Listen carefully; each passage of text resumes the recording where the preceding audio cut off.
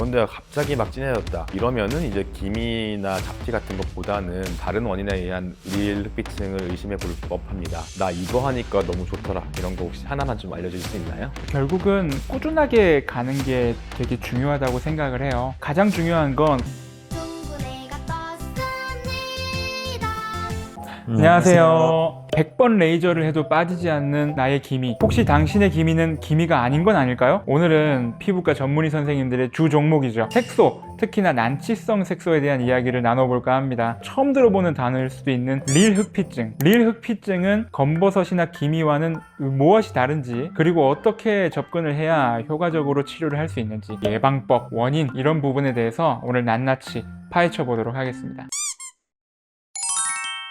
원인부터 한번 알아보고 싶은데요. 흑피증은 어떤 원인에 의해서 주로 생기나요? 릴 흑백증은 접촉성 피부염이 자기도 모르는 사이에 서서히 진행되면서 생기는 색소 침착 질환이라서 접촉성 피부염을 유발할 수 있는 헤나를 포함한 염색약이나 향수라든지 라임이나 레몬 같은 오일 성분이 들어있는 화장품을 사용한다던가 해서 유발되는 경우가 많습니다. 결국은 피부염이 발생하면서 발생하는 진피층의 색소. 그래서 우리가 보통 헤나 염색을 많이 말씀을 하시고 화장품이나 향수도 이제 원인이 되곤 하는데요. 어떻게 보면 속상한 일이죠. 갑자기 생기는 경우들이 되게 많은 것 같아요. 그래서 환자분들이 오셔서 희망을 가지고 계시는 게 내가 갑자기 찌트졌으니 빨리 해결해 주세요 말씀을 많이 하는데 생각보다 오래 걸리죠. 왜 오래 걸리는지 이유가 있을까요? 색소가 이제 생기는 기전에 따라 다른 건데 이제 릴 흑비증 같은 경우에는 색소가 이제 원래 있어야 될 곳이 아닌 진피층으로 떨어진 거예요. 그래서 거기를 막아주는 막이 오랜 염증에 의해서 약해지게 되고 거기에 있는 멜라닌 색소들이 이제 진피층에 침착이 된 거죠. 그 말은 이제 원래 있어야 될 곳이 아닌 데 있기 때문에 깨는 것도 더 오래 걸릴 거고 깊은 곳에 색소가 있기 때문에 더 치료가 어려운 겁니다. 집에서 셀프로 검버섯과 기미,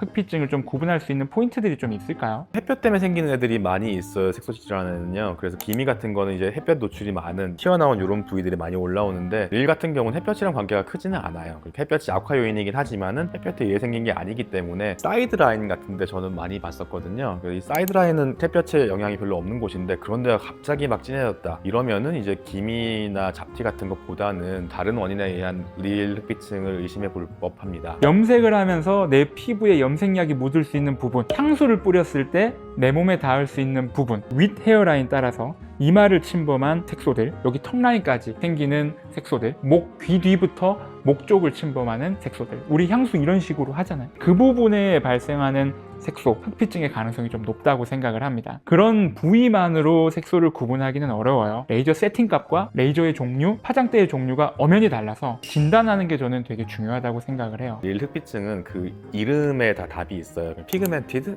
컨택 더마타이티스, 그러니까 색소가 이제 접촉에 의해 생긴 피부염이라고 하는 거죠. 그러니까 그 접촉이 되지 않게 해주면 좋습니다. 그 원인 물질은 꼭 차단해 주시는 게 좋고요. 원인에 의해서 피부를 지키는 막이 손상되었기 때문에 햇볕에 의해서도 더 까매지게 좋아요. 햇볕에 대한 차단, 그리고 원인 물질은 꼭 차단해 주는 거, 그리고 병원 치료, 세 가지가 필요하다고 생각합니다. 제품에 대한 접근 제한, 그리고 자외선 차단, 이 두 가지가 재발 예방에 가장 도움이 되는 부분이겠네요. PPD라고 하는 성분도 릴 흑피증을 만들 수 있기 때문에 흑피증의 자유로운 염색약은 현실적으로 없다고 생각을 해야 될 것 같아요. 그리고 이제 어떤 접촉 자극에 의한 염증이 생기고 그로 인해서 색소 침착이 되는 거기 때문에 원치 않게 염증이 생길 수도 있는 거잖아요. 가려움과 붉어짐을 방치하지 않고 최대한 빨리 병원 치료를 통해서 염증을 조절해 주는 것도 릴 흑피증이 재발하는 가능성을 줄이는데 도움이 된다고 생각을 합니다.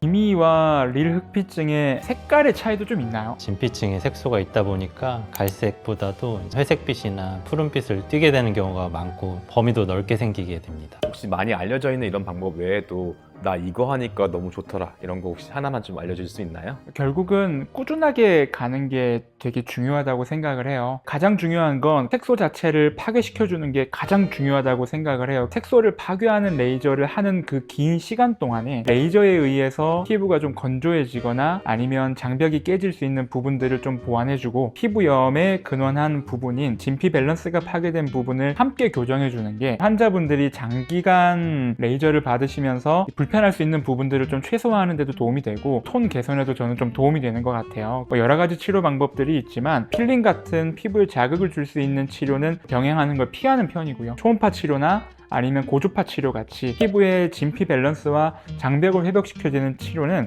좀 병행하는 편이에요. 그게 더 효과도 좋고 환자분들이 불편감도 좀 적게 느끼시는 것 같고 레이저의 조사 시간을 최소화시키면서 피부 손상을 줄이는 그런 레이저들이 있어요. 또 그런 레이저를 선택하는 것도 되게 좋죠. 그래도 메인은 포토나죠? 메인은 포토나 만세. 기다리고 있습니다. 포토나 사랑해요. 오늘 영상이 도움이 되셨다면 피부는 오늘도 맑음, 좋아요, 구독, 알림 설정 부탁드리겠습니다. 감사합니다.